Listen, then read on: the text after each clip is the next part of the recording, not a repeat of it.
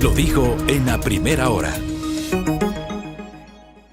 Bueno, 6:32. En el saludo se me pasó saludarle, valga la redundancia, un querido amigo, querido oyente allá en la provincia de Loro, en Machala. Mi buen amigo, colega pana Felipe Pesantes, que anda chochísimo, ¿no? Chochísimo con su esposa, Carlita Ibáñez. Ya mismo les nace la guagua. ¿Ah? ¿Cómo se llama Frida Constanza se llama la guagua. ¿Sí o qué, Feli? Un abrazo, querido Feli. Gracias por la sintonía, gracias por el saludo, por acompañarnos en esta mañana, por obviamente escuchar este espacio y brindarnos su generosísima sintonía. Muchas gracias por aquello. Bueno, vamos a empezar el comentario del día de hoy. Hoy es un día, digámoslo así, clave para el futuro inmediato del gobierno del presidente Lasso. A las 17 horas, y esto es lo que ha anunciado el Ejecutivo, que digamos ha estado manejando con extremo sigilo detalles de los cambios que se van a ejecutar en el gabinete. Ayer simplemente se emitió una invitación a los miembros del gabinete y otros invitados a la ceremonia de posesión de nuevas autoridades con el presidente Lasso, martes 5 de julio, 17 horas, en el Salón Dorado del Palacio de Carondelet. ¿Cuál es el Salón Dorado del Palacio de Carondelet? ¿Ah? ¿Será el amarillo? Yo sabía que era Salón Amarillo. Le han puesto aquí Salón Dorado. Yo sabía que era Salón Amarillo. No sé quién le cambió. Ah, ve. Julito Sari ha estado de cumpleaños. Julito, saludos cordiales. Abrazo. Querido amigo, Julio Sari, periodista de viejo cuño, de los buenos.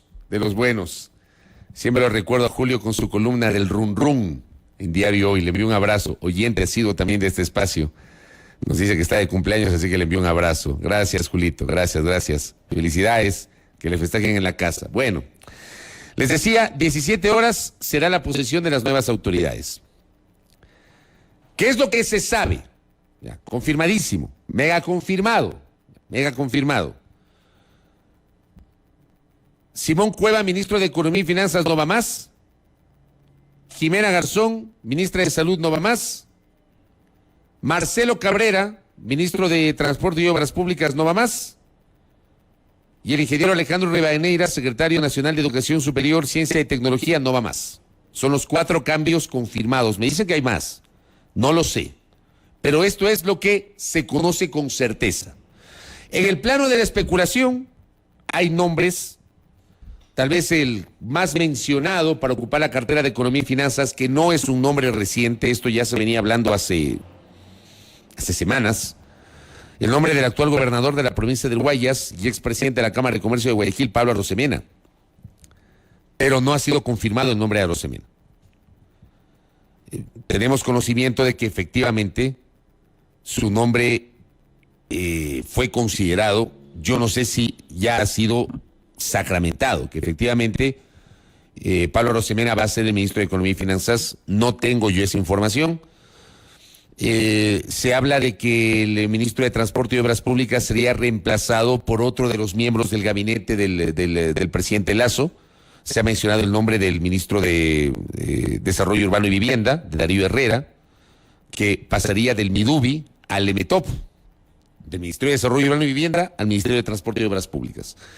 Esto, como digo, entra en el plano de las cosas que se escucharon el día de ayer. No he escuchado ningún nombre que se haya mencionado para el caso del Ministerio de Salud, ni tampoco para la Secretaría de Educación Superior, Ciencia y Tecnología. Pero por ahí está la cosa. Ahora, va a haber hoy cambios, sí o sí, va a haber hoy cambios.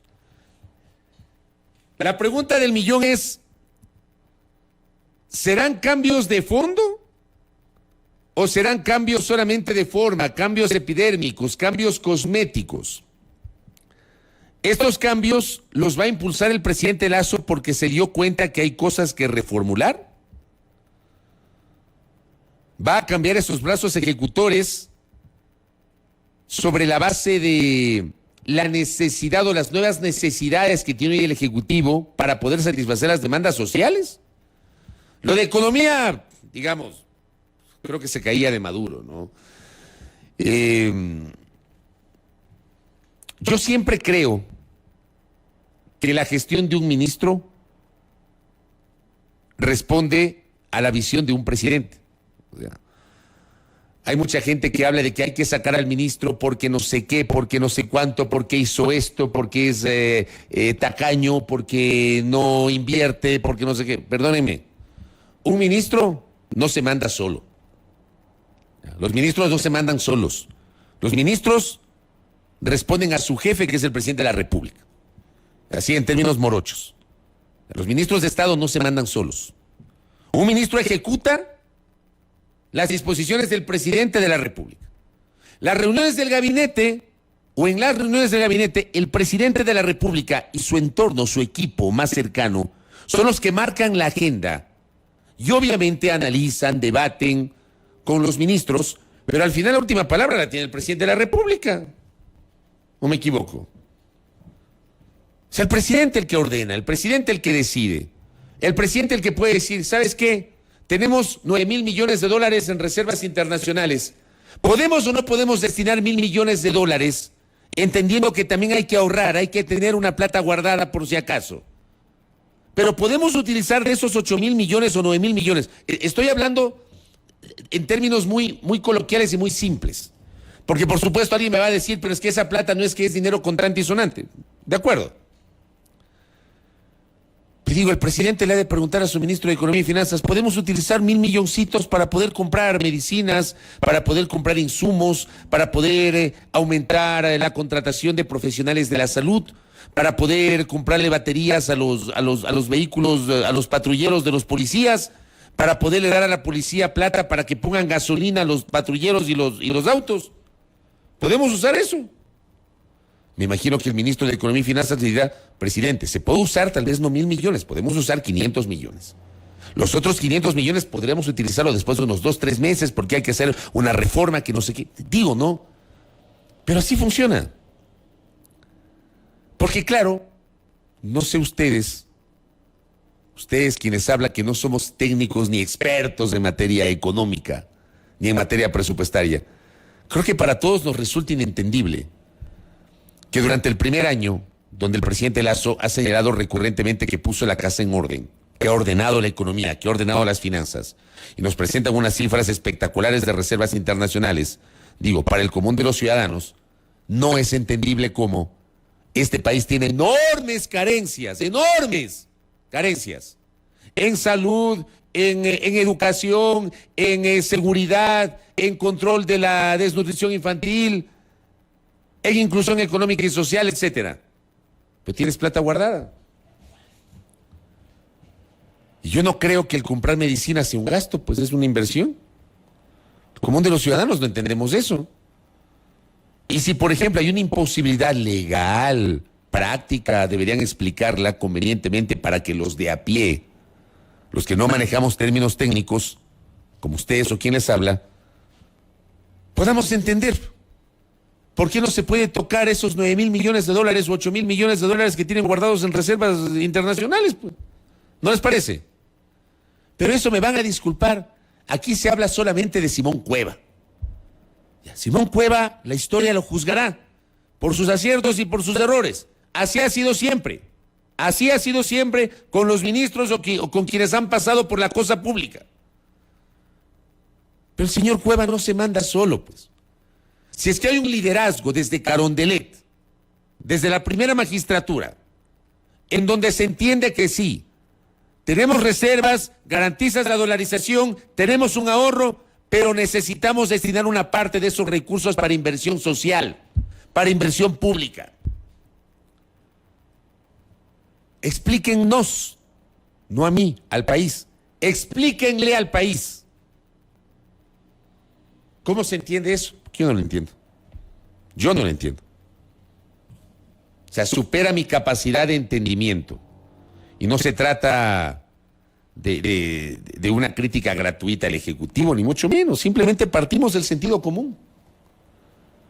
Porque si mañana o pasado se va hoy Simón Cueva y mañana va Pablo Arosemena o cualquier otro personaje como ministro de Economía y Finanzas, Si la visión del gobierno sigue siendo la misma, no servirá de nada cambiar de ministro, pues.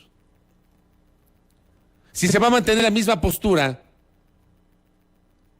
de no abrir un poquito el codo y entender que hay necesidades que este país requiere que no son de modo alguno un gasto. No se trata de inflar la burocracia, se trata de contratar médicos. No se trata de aumentar el obeso Estado, como le dicen algunos. Se trata de garantizar que tendremos suficientes policías, o por lo menos un número ideal que se aproxime a los parámetros internacionales por cada 100,000 habitantes, o guías penitenciarios, o hacer toda una regeneración del sistema carcelario. Yo he escuchado, por ejemplo, que algunas gentes dicen que las cárceles de este país, que ese fue un error del modelo anterior, se construyeron cárceles demasiado grandes, que había que construir cárceles pequeñas. Bueno, ¿no les parece que en lugar de seguir haciendo los diagnósticos, ya vamos a la ejecución? Vamos a la ejecución. Planifiquemos, no solamente hagamos diagnósticos, porque este país se pasa de diagnóstico en diagnóstico y así nos pasamos del tiempo. Ya que ya sabemos qué pasa. Al común de los ciudadanos o el común de los ciudadanos no entendemos cómo es que tenemos precios altos del petróleo desde hace varios meses, sobre la barrera de los $100 y que nos digan que no hay plata. O sea, no entendemos. Y ese, por ejemplo, es un error de comunicación del gobierno. Porque si no se puede utilizar esa plata, explíquennos, pero con maicitos para poder entender. Pero algo hay que hacer, pues, ¿no les parece? Acá, por ejemplo, recibo un mensaje, gracias, Cris. Esto es como una familia. El padre a la cabeza del hogar decide qué pagar: los estudios de los hijos, la salud de los hijos, la seguridad de sus hijos o la deuda del banco. No es tan sencillo, pero el concepto de prioridad me parece que sí. ¿Cuánto se recauda, por ejemplo, por impuestos hoy? Con esa horrorosa reforma tributaria que nos pusieron por las tranqueras en noviembre, de la cual la historia les juzga y les juzgará a los responsables de esa reforma, donde le metieron una puñalada a la clase media. Esa clase media que en noviembre le aplaudía al gobierno por la reforma tributaria, pero que en enero, cuando hizo la proyección de gastos personales, casi se caen como condorito. Y algunos de los aplaudidores de noviembre se transformaron en críticos en enero. ¿Se acuerdan? Ya, ¿qué se está haciendo con la plata? O sea, yo sí creo que el país tiene que tener certezas sobre lo que se hace con la plata.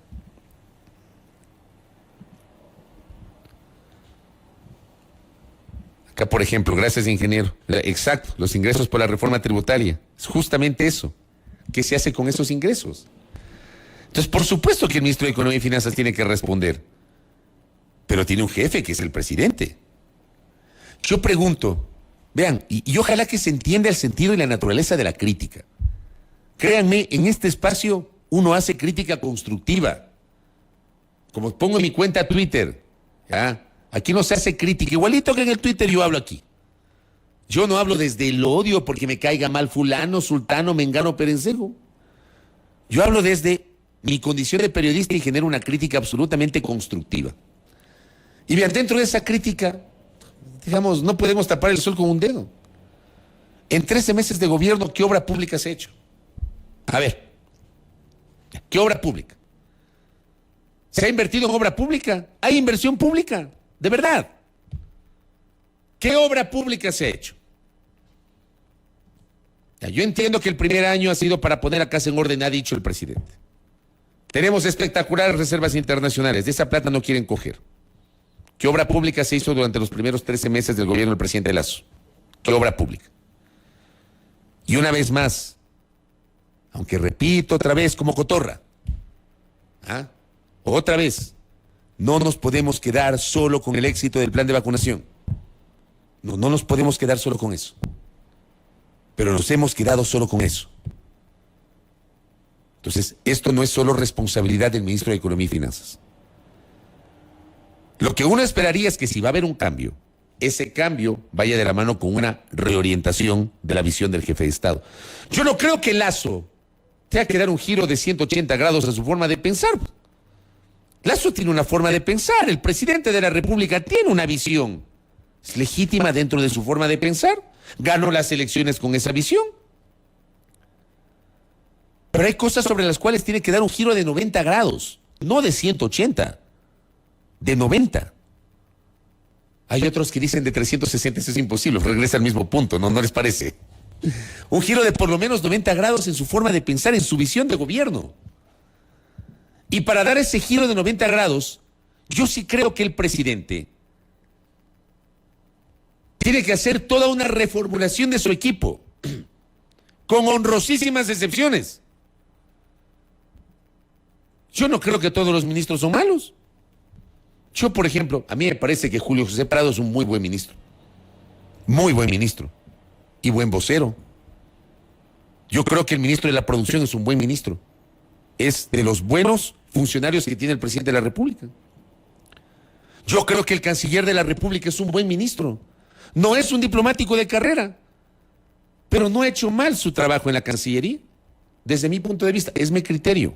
Yo no voy a caer en el juego de decir todos son buenos, todos son malos. Gente que dice que todos son malos. Yo no creo que todos son malos. Destaco dos nombres que a mí me parece que son ministros que han hecho una buena tarea, que han sido ministros destacados. Yo sí creo. Yo sí creo que con sus altas y bajas la ministra de Educación ha hecho un trabajo interesante. A ella la estigmatizaron porque había sido funcionaria en los gobiernos anteriores del Ministerio de Educación, porque ahora el haber trabajado en otro gobierno ya hay que vetarte. Ya hay que vetarte. Si trabajaste en otro gobierno hay que vetarte. Así tengas todas las credenciales de experiencia y de formación, hay que vetarte. Porque trabajaste en otro gobierno. Ese ha sido el argumento contra la ministra de Educación. Yo creo que la ministra de Educación ha sido una ministra que ha hecho un trabajo interesante. Dentro de la visión que tengo sobre justamente los ministros que yo considero han sido los más destacados. Pero sobre el resto, yo sí creo que el presidente de la República tiene que hacer toda una revisión integral de su gabinete. Pero integral. Incluso de su equipo más cercano, que son los consejeros. Algunos de los cuales, lamentablemente, se les va la lengua a veces. Y no entienden que el ejercicio de la política también implica tener diplomacia, honrar el eslogan que ya no deberían aplicar, lo que es el del gobierno del encuentro o el del Ecuador del encuentro, y manejar de mejor forma la relación de la política, la relación del poder con la sociedad. Eso hay consejeros de gobierno que no lo han entendido. Entonces el presidente de la República tiene que hacer toda una revolución integral de su gabinete. Digo, creo que no estoy loco en lo que estoy diciendo. Estos 18 días que pasamos la semana anterior deberían haber servido y deben servir para que el presidente ponga bajo análisis a todo su equipo y no solamente se quede con los cambios que se van a conocer el día de hoy. Y ahí viene la otra pregunta que planteaba. ¿Cambios de nombres? ¿Cambio de orientación? ¿Hay un nuevo momento? ¿Hacia dónde van? ¿Qué van a hacer? ¿Cómo van a apuntalar la política económica del gobierno, la política social del gobierno? ¿Qué va a pasar con la parte laboral del gobierno? Yo no sé si el presidente Lasso, entre viernes, sábado, domingo y lunes, 4 días posteriores a la firma de la denominada Acta por la Paz, ha pensado justamente en esto, en analizar a su equipo, que además ha habido carteras en las cuales se ha sentido mucha inestabilidad en los primeros 13 meses de gobierno. 3 ministros de Agricultura, estoy revisando. Tangi Vera, Pedro Álava, Bernardo Manzano. 3 ministros de Agricultura. De los 3, creo que el ingeniero Álava pasó sin pena ni gloria por esa cartera de Estado. En Ambiente se ha mantenido Gustavo Manrique. Creo que Gustavo Manrique también es uno de los buenos ministros de Estado. En Cultura hemos tenido una sola ministra, María Elena Machuca. En Defensa hemos tenido 3 ministros, Fernando Donoso, Luis Hernández y Luis Lara. En Deporte uno solo, Sebastián Palacios. En Vivienda, Darío Herrera, que aparentemente su nombre figura como posible futuro ministro de Transporte y Obras Públicas, no confirmado.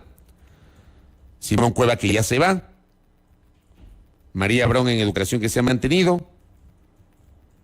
En la cartera de gobierno hemos tenido 3 ministros, el fallecido César Monge, luego Alexandra Vela y ahora Francisco Jiménez.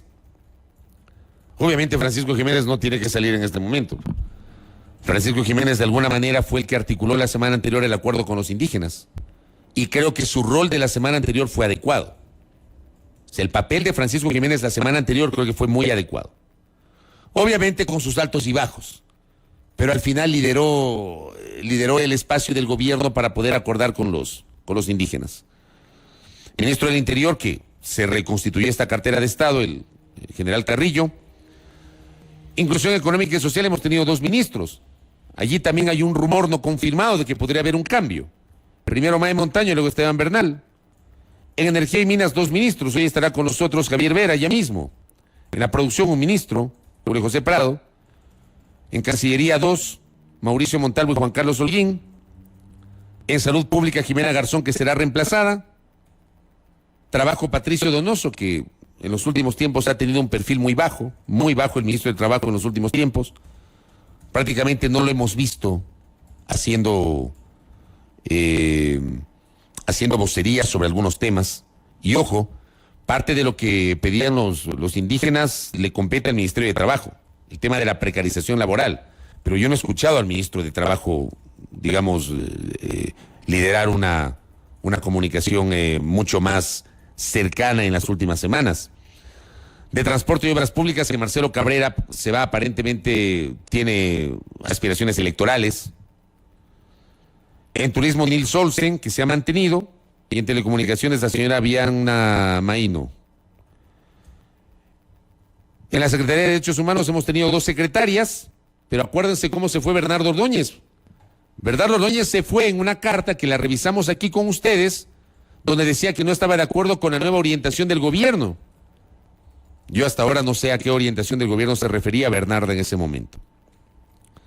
Educación Superior, que va a haber un cambio. Secretaría Nacional de Planificación. ¿Hay planificación aquí? Pregunto. Perdón, pero el perfil del secretario nacional de Planificación, el doctor Jairón Merchán Hace, es prácticamente subterráneo. Totalmente subterráneo.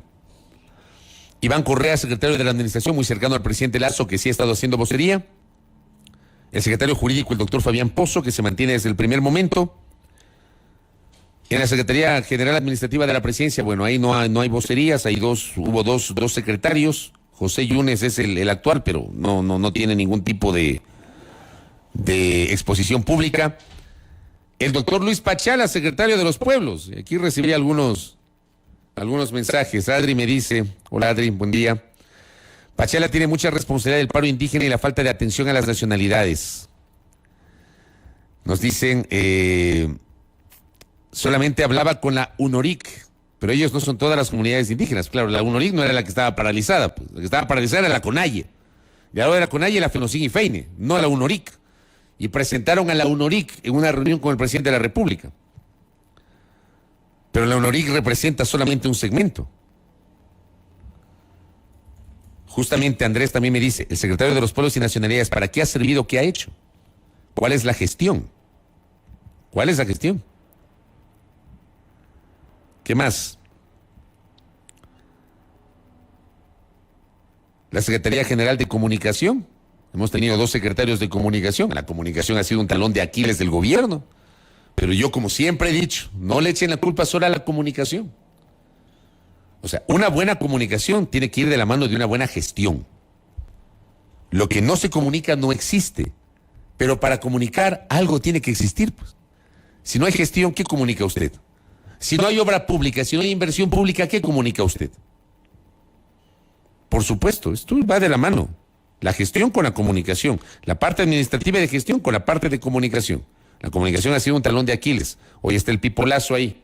Leonardo Lazo Valencia, secretario de Comunicación, que es un hombre que tiene trayectoria en estas lides.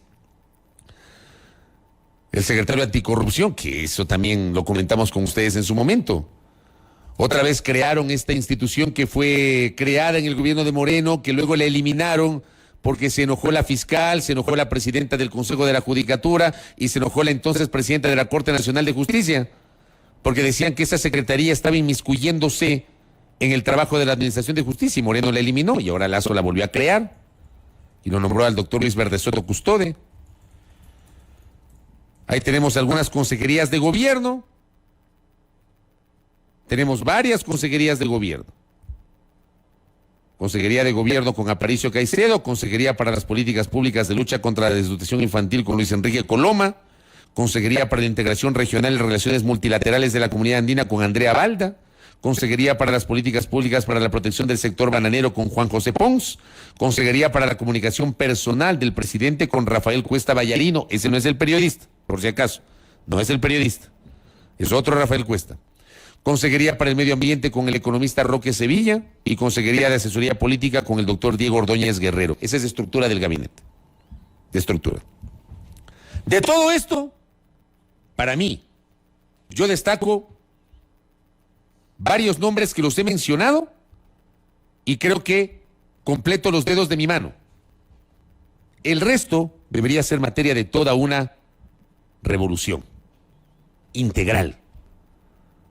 Integral, una revisión integral de lo que han hecho, para qué han servido, cuál ha sido la gestión, pero con base en cuál es el nuevo momento que quiere el presidente. Ah, claro, aquí me dicen, la Secretaría de Anticorrupción también existió en el gobierno de Rafael Correa. ¿Es verdad? Así es. Estuvo un personaje innombrable en esa secretaría. Así es, con Tertulio. Una suerte de Lord Voldemort, el innombrable. En esa Secretaría de Anticorrupción. Así es. Ya. Pero aquí tiene que haber una revisión integral. Pero para hacer esa revisión integral, el señor presidente de la República tiene que tener claro hacia dónde le apunta a partir de hoy. Hacia dónde va. ¿Qué va a cambiar? ¿Qué va a mantener? ¿Cuál va a ser su derrotero? Por ejemplo, en el segundo semestre del año, que ha comenzado. Ya estamos en el segundo semestre del año. Las movilizaciones y el acta de la paz coincidieron con el cierre del primer semestre. Conflictivo ese cierre del primer semestre. ¿Hacia dónde va el segundo semestre del año? ¿Cuál es el derrotero? Y les voy a plantear algunas cosas. Primero, el diálogo con los indígenas. Son 90 días. Veamos si esos 90 días alcanzan. Son 90 días. Diálogo con los indígenas. La reforma laboral. Acuérdense, porque este país tiene memoria corta. Aquí somos como Dory. ¿Sí o no? Usted se ha visto Buscando a Nemo. ¿Se acuerda de Dory? Ya, Dory. Belkis dice que es como Dory. Tiene memoria corta, se olvida. Memoria cortoplacista. ¿Se acuerdan ustedes que al final del año anterior, el presidente Lazo dijo que para el inicio del 2022 iba a proponerle al país el inicio de un debate para la construcción de la reforma laboral? ¿Se acuerdan? No tengamos memoria corta, apelo a su memoria. Acuérdense, ha pasado enero, febrero, marzo, abril, mayo, junio, 6 meses. En 6 meses este país no se ha sentado a debatir una reforma laboral de largo aliento. En 6 meses. Que hay esfuerzos aislados, que por ahí en la Asamblea tienen algunas reformas puntuales al Código del Trabajo, pero hasta el sol de hoy, naranjas, nada. El país no se ha sentado a elaborar, porque este país es así. En este país vive de la clásica venta de humo. Hasta hoy, con seriedad, no nos sentamos a debatir como sociedad una reforma laboral de largo aliento, que se ajuste a los tiempos modernos y que respete los derechos laborales, que no implique el retorno de la precarización laboral, pero que se ajuste a los tiempos modernos. Y de la mano, una reforma a la seguridad social. Que aquí nos viven diciendo que el IES, que no sé qué, que está quebrado, que el IES en 2025, que el IES en 2028, que el IES en 2035, que no sé qué. Que cada cual hace cálculos de cuándo va a quebrar el IES. Por supuesto que aquí hay gente que quiere que quiebre el IES. Por supuesto. Aquí hay gente que cruza los dedos para que quiebre el IES. Así ha sido siempre, desde los 90s, cuando quisieron privatizar la seguridad social. Aquí en el Ecuador ha habido gente que cruza los dedos para que quiebre el seguro social, sin entender la naturaleza del IES. Pero resulta que hasta hoy no tenemos una ley de seguridad social que se ajuste a la Constitución del 2008. Ya han pasado 14 años desde la vigencia de la actual Constitución. Hasta hoy. Y ese debate no ha comenzado. Hace pocas semanas, un par de meses, hicieron un diagnóstico sobre la seguridad social, el fondo de salud, el fondo de pensiones. ¿Y dónde está el inicio de un debate nacional donde todos los sectores de la sociedad puedan involucrarse para poder analizar con conocimiento y de fondo la situación del seguro social y construir una reforma? Hasta hoy nada. Entonces, recapitulo. Segundo semestre del año. Lo primerito, estos diálogos con los indígenas, que creo que es lo urgente. Porque hay que cerrar definitivamente cualquier posibilidad de que se reproduzca otra vez este escenario que vivimos durante 18 días en el Ecuador. Y hay que hacerlo con un diálogo sincero, abierto, con resultados. Ese diálogo tiene que tener resultados para cerrar cualquier posibilidad de que se vuelva a retomar la protesta como ocurrió en junio. Segundo, la reforma laboral. Tercero, la reforma de la Ley de Seguridad Social. ¿Qué van a hacer con el seguro social? Que, por cierto, acá en esta revisión del gabinete, no mencioné pues cuántos presidentes del Consejo Directivo del IES hemos tenido en 13 meses.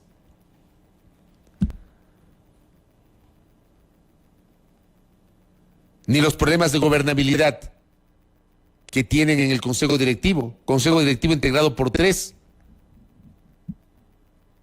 por un presidente del Consejo Directivo que es el delegado del Ejecutivo, un delegado de los empleadores, un delegado de los trabajadores.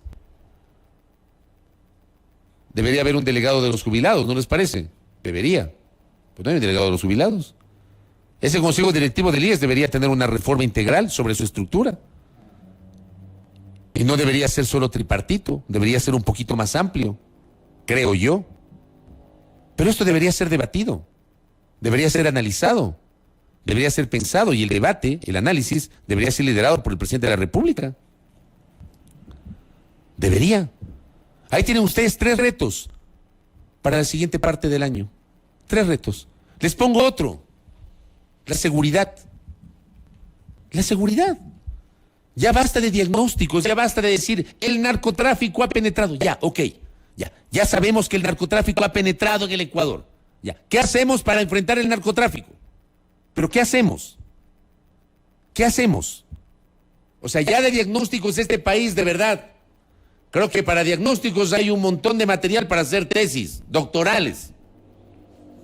Pero vamos a ejecutar acciones. La seguridad. Pero ya. Ese es otro tema que está pendiente. El tema de la seguridad. El tema de la salud. El reto más inmediato que tienen es en 60 días que están decurriendo, desde el 22 de junio me parece empezaron a decurrir esos 60 días, tienen que garantizar, y nos lo dijo la hasta hoy ministra de Salud Jimena Garzón, el viernes, que creo que con nosotros fue de las últimas entrevistas que tuvo la doctora Garzón, nos dijo que los 60 días iban a alcanzar para suplir las necesidades de medicamentos en los hospitales de la Red Pública de Salud. Pero les voy a decir algo, para que no pase de agache, porque a veces los ciudadanos oímos pero no escuchamos. ¿Saben qué dijo la ministra de Salud el viernes? Dijo, yo ya declaré la emergencia en el sector de la salud, pese a que ella no quería, declaró la emergencia y están decurriendo los 60 días para poder comprar los medicamentos y dotar a los hospitales del Ministerio de Salud de medicamentos. ¿Saben qué dijo la ministra? Que el IES todavía no lo hace. Hasta la semana anterior no lo hacía el IES. ¿Les parece justo eso? ¿Les parece justo? El IES hasta el momento, a no ser que ayer lo hayan hecho, no tengo ningún tipo de información al respecto. El IES hasta hoy no declara la emergencia en sus hospitales y dispensarios, como ordenó el presidente de la República en un decreto ejecutivo. El presidente de la República ordenó que se declare la emergencia en la salud. Ya lo hizo la ministra de Salud. Y el IES tiene que hacer lo propio. Y el IES no lo hace hasta el momento. Ese es el caos del Seguro Social. Yo digo, ¿qué tan difícil es declarar la emergencia? Para hacer las cosas ya, para ayer. Y empezar el proceso de compra de medicamentos. Porque en el IES no hay ni paracetamol. En el IES, y tengo un testimonio de la semana anterior, de una paciente que necesitaba medicamentos básicos, y resulta que, claro, pues a mí me mandaron la foto del papelito. No era en una receta con sello, con el nombre del médico. No, un papelito. En un papelito le anotaron para que vaya a la farmacia de al frente del hospital y que compre los medicamentos. ¿Por qué no hay en el IES? Y el IES sigue con esos problemas y hasta hoy no declaran emergencia. Ese es otro reto que tiene el Ejecutivo. Ahí he mencionado algunos retos, ¿no?, que tiene el gobierno para el siguiente semestre. Pero para llevar adelante eso, hay que generar un cambio de orientación, un giro de 90 grados. Y allí, el que tiene la voz cantante, el que tiene la sartén por el mango es el presidente de la República. No sus ministros. Sus ministros hacen lo que usted ordena, presidente. Sus ministros son sus colaboradores, son sus fusibles. Y son ellos los que ejecutan su política, presidente Lasso. Y yo sí creo que esas son sus prioridades, o deben ser sus prioridades para el resto del año. Que lo que va a pasar hoy sea el inicio de una reorientación, reformulación de su gobierno, sobre todo en lo social y en lo económico. Para empezar, en lo social y en lo económico. ¿Hacia dónde le va a apuntar, presidente Lasso, el segundo semestre del año? Que los 18 días tan complejos que vivió la República hayan servido para generar un remesón en el gobierno y que ese remesón se traduzca en cambios sustanciales y no solo cosméticos o epidérmicos. No basta con el cambio de nombre.